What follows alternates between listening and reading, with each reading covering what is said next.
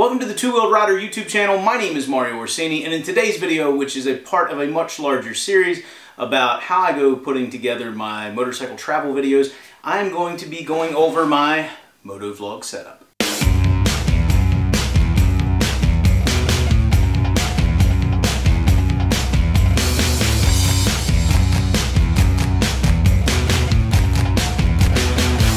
Here on the table in front of me, I have my new primary helmet. This is the one I wear most of the time now, at least for the last 6 months or so. This is an Arai XD4. You can see it has my whole camera and mic set up on it. I'm going to go over every single piece of this in great detail. I'm going to link everything down in the description below so you can find these parts if you want to do a similar style setup. And I also have my Shoei X14 helmet, because this setup I have on my XD4 will pop off of here and implement onto this helmet in about 15 seconds. So I'm going to break down all the pieces I've used. I've tested tons of different setups. I've found this setup to work very, very well for me, and hopefully you've seen that in the quality of videos I've put out. But this is one of the most requested videos I've gotten. I'm going to go over everything right now. I hope you enjoyed the rest of the series if you watched that, but if you just tuned in to see my MotoVlog setup, this is the video you want to watch. Since there are only a couple of minor setup differences between the setup on this XD4 and the Shoei X14, I'm going to give you the entire breakdown on this because it's basically the same, and then I'll show you the one minor change I make when I flip this thing over onto my Shoei. So for me, since I do a lot of different types of riding and I don't always want the camera on, I want something that's easy to take on and off, and this is why I chose this setup. And like I said, in about 15 seconds I can have it on my other helmet because it's a very similar style setup. So let me break down all the pieces for you and show you what we're dealing with and kind of why I decided to do it this way. Alright, so we're obviously dealing with the latest and greatest, at least at the time of recording. This is the GoPro Hero 7 Black. This is a similar style setup if you were using one of the 5 or 6 cameras. It really doesn't matter. They're all the same basic body design. So I have the camera itself sitting here in the stock frame. I'm going to pop this out of here and kind of show you what we're doing. Also over here you can see I've got the mic plugged in, and I'll show you what we have to do to the camera in order to make this happen. So if we take a close look at the camera, in order to get the mic plugged in, we have to pop the side door off. So while this camera is waterproof, water resistant, with this off the side, you do open up the possibility of getting some water in, so you don't typically see me recording with audio. While it's raining outside, I'll pop this door back on to make it waterproof, and then I'll just leave the mic cable over here. Alright, so in looking at the helmet, this is just the stock frame right here. I'm going to pop this entire piece off, this entire setup, and kind of break it down for you. Alright, so with the unit off the helmet, this is my entire setup. This is all I have, and this is why it is so easy to pop on and off one helmet to another. So what we're dealing with here, like I said, we've got the camera, we've got the frame. Now, unfortunately, you have to use the GoPro proprietary mic adapter, which is this piece right here, and it is a big blocky piece. Some guys will put it on the side of their helmet, but again, I like something that pops on and off real easy, so I don't do it that way. This is about a $50 piece, and to my knowledge, you have no option to use anything else. What I have done is, you can tell we've got one of the basically like J-hook base plates right here, and this slides right onto my helmet. I'll show you how that's done in just a moment. And then I found this really interesting piece from Germor, and I'm going to link a couple different versions. There's one from this brand and one from another brand. I tested them both out. They both work equally well. It kind of reminds me of like a ram mount, because if we look up here, we can see we have this little ball joint, which gives us some more adjustability, and I'll explain why I did that in just a minute. And then that's basically it. It's this piece right here that connects to the frame and then connects to your regular GoPro like J-hook base plate. On the base plate itself, what I've done is cut out some double stick foam tape. So the mic piece is literally just pressed against here and held up against that base plate, so it's all one piece. The mic itself, you can see it, and I'll talk about the mic in a second.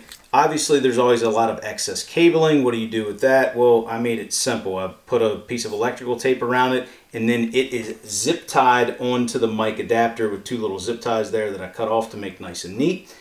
And then you just need to pick the right length of, mic wire that you need. In this case, this is a squid mic. I think they're about 50 bucks, which is kind of expensive, but I tested out probably 5 or 6 different mics. This one worked the best. I do have a windscreen. I think this is actually 2 windscreens over top of it. That helps filtering out the wind noise. And then I just have a little piece of Velcro on here, and I'll show you how to fix it inside my helmet here in just a few moments. But this is it. This is the whole setup. Now the Shoei XD4 helmet doesn't have the flattest spot to mount anything. And in the past, I've played around with things where you mount it over here on the side, and then you have a bunch of different adapters and stuff. It just adds weight. Wind catches it. I don't like it. So I literally just have a stock GoPro base plate on here. But since this isn't very flat, we need to modify things. So what I have done, and it's not the cleanest job I've done on here, this is a substance called Sugru. And it's basically like a silicone glue. It takes about 24 hours to totally set up. But you can shape it to any shape you need. So in this case, you know, I kind of shaped it flat on top and then made it round around to the curves on the helmet. And then the base plate is stuck to that, which is stuck to the helmet. Now, it's not going to damage your helmet. You can peel this stuff right back off, but it's very strong hold. I mean, I rode it, you know, all over the place, Kentucky, West Virginia, everywhere. And I haven't had any issues with the Sugru coming loose on this helmet. Nor my Shoei, which I have, I'll show you in a few minutes, had a similar setup all the way to Alaska and back.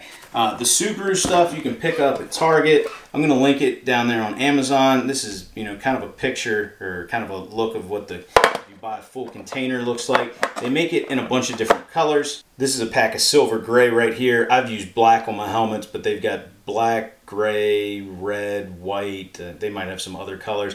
These things aren't cheap, but they're not very expensive. They're probably just a few bucks a pack. And it takes 1 or 2 packs to get, you know, get the shape you need for most helmets. But you can tell this is very, very solid. It's not coming off unless you want it to come off, and then you can clean your helmet back up and it goes right back into stock form. Now, like I said, this goes on in like 15 seconds. So all I have to do, assuming I already have my camera on here, is slide this piece down into place. I take my microphone, I've got a little piece of Velcro in there. I stick it, I'm ready to go shoot. I mean, it doesn't get much easier than this, but I do want to explain why I put this piece on, and then I'll try to give you a shot of where I have my microphone set up. Now, this is going to be kind of a weird view from over top, but the reason I use one of these ball joints is because if I loosen the piece up down here, I can tilt this thing side to side. And you're trying to get this base plate piece on here perfectly perpendicular and parallel the way you're going to want it, so you always get the best camera shot, is damn near impossible. Mine was always a degree or 2 off. By having this ball joint piece here, if we do see the camera shooting a little to the left or a little to the right, all we have to do is loosen up the screw and see all the adjustability we have right here. I mean, that is so cool.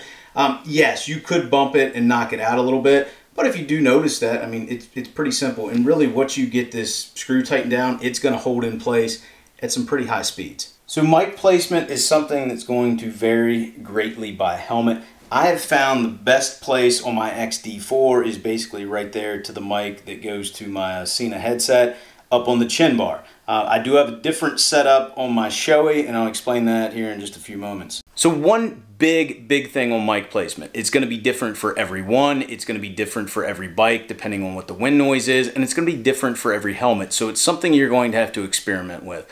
On my XD4, I literally have it like right there in front of my mouth. It doesn't really catch much wind noise. But that said, I am using 2 wind silencers on it, so that does help out a lot. But I did something different here on my Shoei, and let me show you that real quick. So if we take a quick look at the Shoei, again, we see we've got the base plate mounted. We use Sugru. I did a much cleaner job on this one. Let me pop the camera on and show you how this setup works. All right, so here's my setup on the Shoei. Again, it's exactly the same, but if we need to make some modifications, you know, left, right, up, down with the camera, we can do that thanks to the ball joint.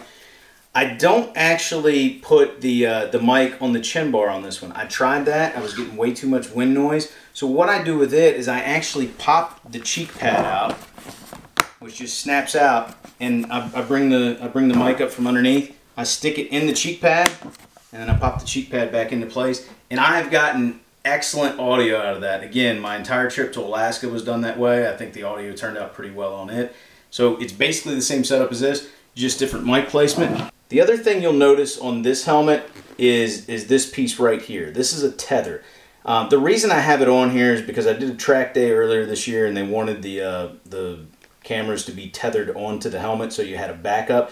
They're really simple in how they work. We use them on the dirt bikes too, so when Noah's out racing or I'm out racing, if you're having a hard crash, you have a backup so you don't lose that camera. You can get, and again, I'll link this down in the description, you can get these tethers. They're just sticky back, and then you take one of these thread pieces, it goes through here, and then you can pick which one you want to put it on, but basically you're just going to take one of these screws and, well, let me just show you. So really all you're doing is taking this cable or this little thread piece here, and then you're gonna just loop it through. Hopefully a little better than what I did. Just like that. And then we're gonna take one of the screw pieces out here, not on the ball joint piece, but you could either do it up here or on the main one back here. And I should have mentioned, this piece here is not a stock GoPro piece. These are just little Allen heads, and it's because I don't want a bunch of these things sticking out all over the place, so I was able to get rid of one. But you would take this screw out right here, and then you'll just take this and stick it in between these two plastic pieces so the screw's running through it. So in theory, if this were to fail, this piece would catch it and tether on, you know, until you can get pulled off to the side of the road. Now the other thing you may notice, I don't have a tether on this helmet, and that's because this helmet's been primarily used for street riding. I haven't done any track stuff with it, and also haven't taken it off-road yet. And this setup is so secure, I haven't felt a need to put a tether on there. But if you want a little bit of extra insurance, or you are going to be doing a little bit more extreme riding, or you're going to be doing a track day or something like that and it's required, those little tether things are great things to have. So anyway guys, that is my entire motovlogging setup. I'm not saying it's the best. Somebody else might have a better idea. I'm just saying this is what works best for me, for my criteria of being able to switch cameras on and off helmets quickly. If I don't want the camera, I can pop it right off there. Nothing's permanently on here, or at least semi-permanently on here, except for that one tab. And yeah, you can say it looks a little ugly, but you know, if you're gonna fix a camera to your helmet, you're gonna need something on there anyway. I found this works best for me, and if I want to get rid of it and put the helmet back to totally stock, it's a few-minute job. It's not that big a deal. I get excellent audio. I've tried all different sorts of mic placements. I've tried all different sorts of mics. I've tried all different sorts of setups. This has been my favorite so far, and it's pretty much remained this way for the better part of a year. This is the newest piece, which is kind of like the knockoff ram mount thing. I've found it to work great. It just fixed my problem of being off a degree or two. But for the most part, this has been my setup for the last few years. Since I switched over to the Hero 5 Black and I had to go to that new mic adapter and everything. So anyway, I hope you guys got some enjoyment out of today's video, got some knowledge out of today's video for what my setup is. If you want to totally rip it off and do the same exact thing, you're more than welcome to. I've tried to source everything that I have used and link that down in the description below, and try to name them in such a way that it makes sense for what I was calling them in the video. So anyway, I hope you guys enjoyed today's video. If you did, please give it a big thumbs up. If you're not a subscriber, consider hitting that subscribe button, because if you like motorcycles, well, this is the place to be.